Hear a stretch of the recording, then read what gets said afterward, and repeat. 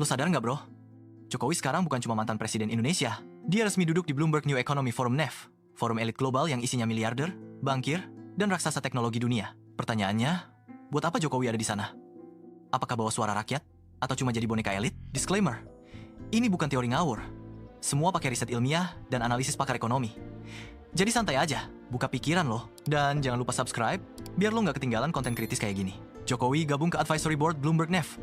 Forum ini katanya fokus ke isu global perdagangan, teknologi, iklim. Tapi menurut laporan Bloomberg NEF tahun 2023 New Energy Outlook, mereka nggak sekadar diskusi, tapi juga menentukan arah investasi energi dan iklim dunia. Artinya, kalau Indonesia duduk di situ, bukan cuma soal prestige. Ada konsekuensi kita masuk ke arus besar agenda global. Menurut Chenet et al. Tahun 2021 Climate and Transition, agenda iklim sering dipakai untuk mengalihkan modal raksasa ke proyek tertentu. Ini artinya standar hijau bisa dipakai jadi senjata ekonomi. Negara yang nggak nurut bisa dikunci lewat utang, pasar, bahkan pangan. Michael Bloomberg bukan cuma bos media. Dia donatur politik, pendukung agenda iklim PBB, dan dekat dengan jaringan keuangan global. Menurut Michael Lind, dalam The New Class War tahun 2020, orang seperti Bloomberg adalah simbol managerial elite, segelintir orang super kaya yang mengatur arah kebijakan dunia lewat modal dan lembaga. Di belakangnya ada tangan finansial gede kayak BlackRock, Vanguard, yang pegang triliunan dolar. Mereka inilah mesin asli dari agenda NF. Menurut laporan FAO tahun 2020, standar iklim global bisa memukul petani kecil. Contoh, kalau sawit atau beras kita dianggap tidak ramah iklim, ekspor bisa ditutup. Siapa yang untung? Korporasi asing yang sudah punya sertifikasi.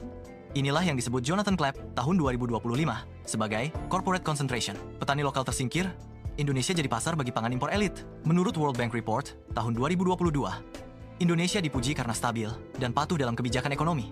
Itu bikin Jokowi terlihat murid teladan. Dengan Jokowi duduk di NEF, elit global dapat legitimasi simbolik bahwa Asia Tenggara mendukung agenda mereka. Masalahnya, posisi tawar kita lemah banyak utang, banyak ketergantungan modal asing. Jadi bro, Jokowi di NEF bukan sekadar simbol.